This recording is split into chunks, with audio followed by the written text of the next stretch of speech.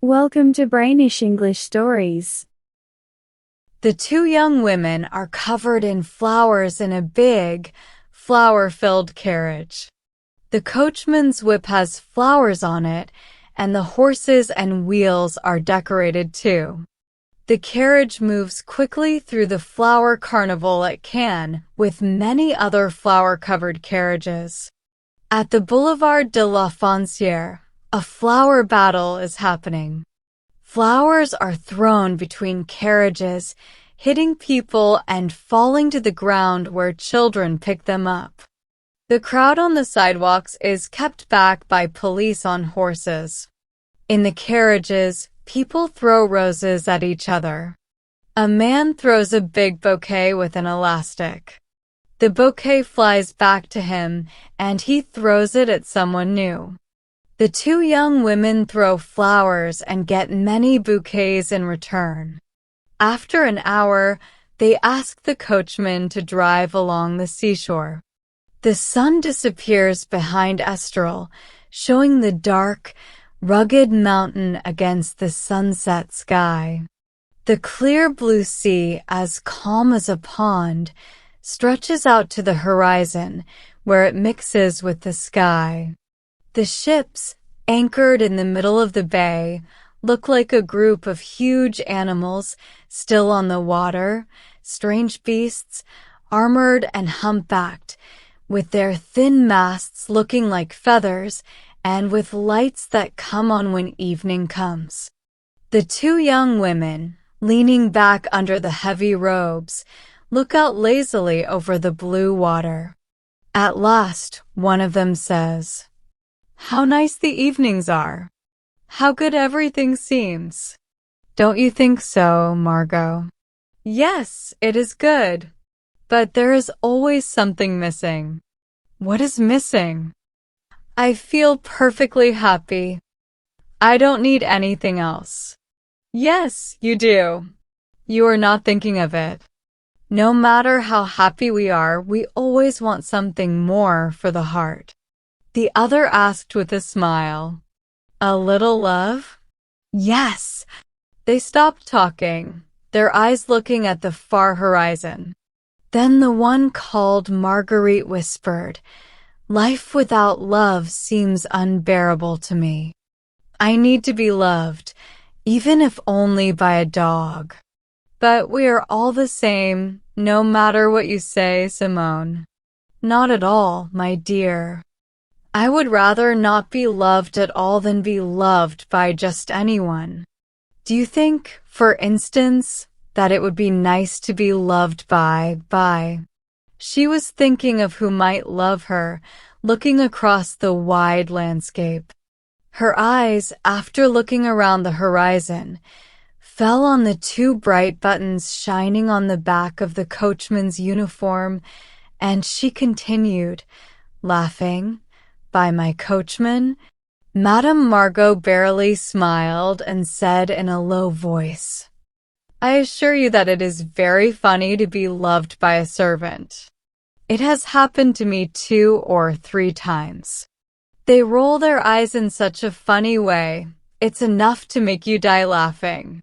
Naturally, the more in love they are, the more strict you must be with them, and then, someday, for some reason, you dismiss them because, if anyone noticed it, you would look so silly." Madame Simone was listening, staring straight ahead. Then she said, "No, I'm afraid that my footman's love would not satisfy me. Tell me how you noticed that they loved you." "I noticed it the same way I do with other men when they act stupid. The others don't seem stupid to me when they love me. They are silly, my dear, unable to talk, to answer, to understand anything." "But how did you feel when you were loved by a servant? Were you moved, flattered?" "Moved? No. Flattered? Yes, a little. One is always flattered to be loved by a man, no matter who he is." "Oh, Margot." "Yes, indeed, my dear. For example, I will tell you a strange story that happened to me. You will see how curious and complicated our feelings are in such cases. About 4 years ago, I did not have a maid. I tried 5 or 6, one after the other, and I was about to give up.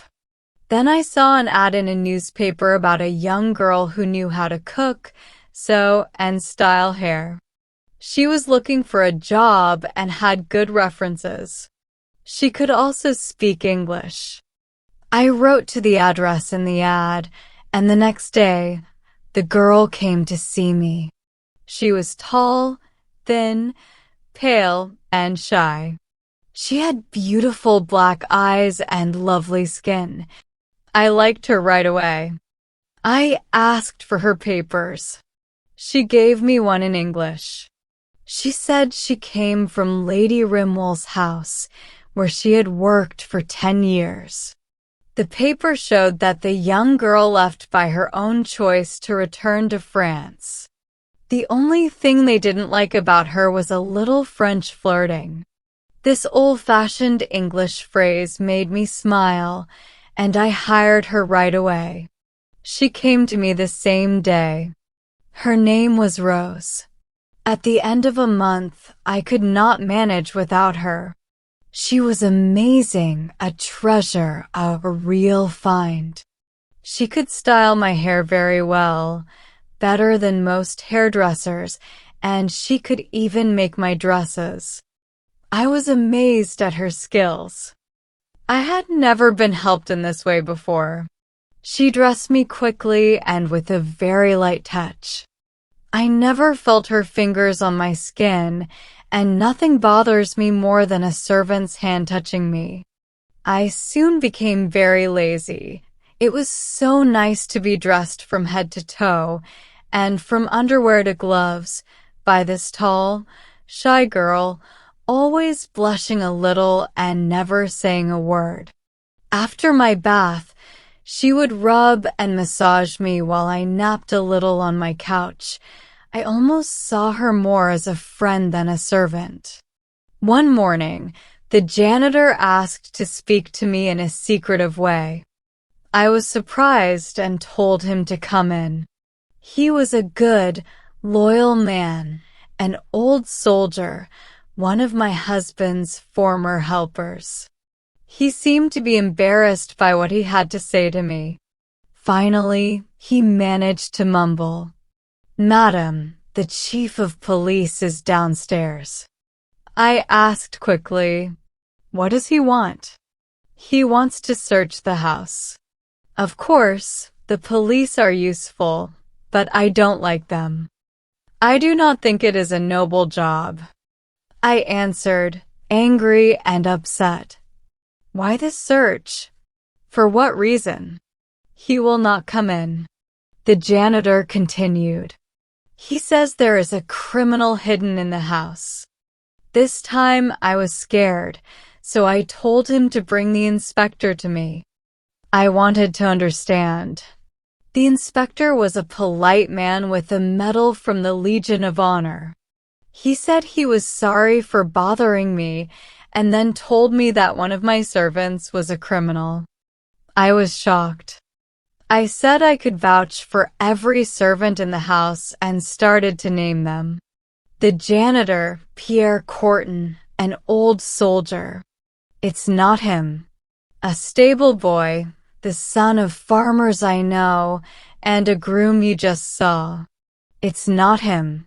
Then, sir, you must be mistaken. Excuse me, madam, but I am sure I am not wrong.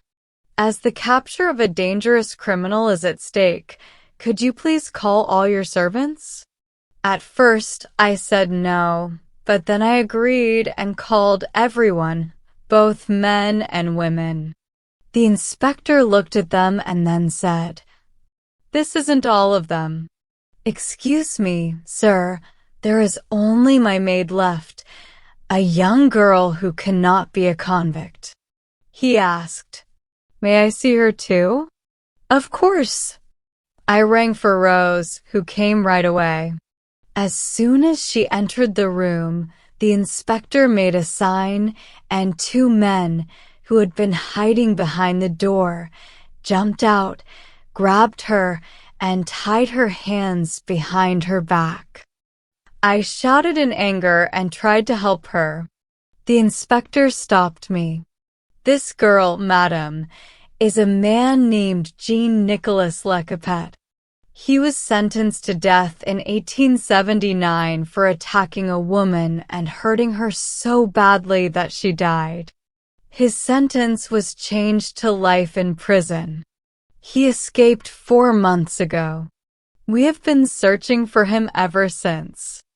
I was terrified and confused. I did not believe him. The inspector laughed and said, "I can prove it. His right arm is tattooed." They rolled up her sleeve. It was true. The inspector added in a rude way, "You can trust us for the other proofs." And they took my maid away. Well, would you believe it? The thing that upset me most was not the anger at being tricked and made to look foolish, nor the shame of being dressed and undressed, handled and touched by this man. It was a deep humiliation, a woman's humiliation. Do you understand? I am afraid I don't.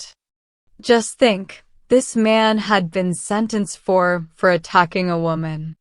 Well, I thought of the woman he attacked and felt humiliated. There. Do you understand now? Madame Margot did not answer. She was looking straight ahead, her eyes fixed on the 2 shiny buttons on the coachman's uniform, with that mysterious smile women sometimes have.